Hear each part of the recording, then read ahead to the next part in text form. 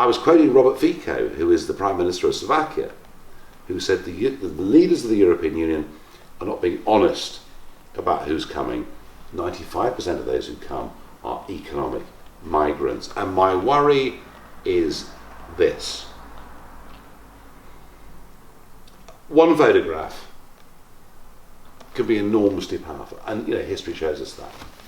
It's funny, isn't it? 71 people die and are discovered rotting in a truck in Austria, and kind of we all say, oh, okay, fine. One photograph of a young 3-year-old boy being taken from the sea in Turkey by a police officer, and a very poignant picture. And suddenly that photograph changes our whole approach to migration and what we should be doing. And the cry goes up, something must be done. I've got 4 kids. I'm not some sort of cold-hearted right-winger. I get it. I understand it. I share with everybody the horror, the abomination that is that picture. But we have to let our short-term emotional reaction be overcome by a more considered view, which is, how do we stop more pictures of 3-year-old kids being dragged dead out of the Mediterranean?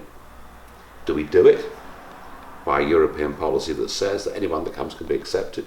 Do we do it by what Chancellor Merkel has done this week, by saying, please come, anyone come, we'll take 800,000, and by the way, I promise you, I'll bully my neighbours into taking even more.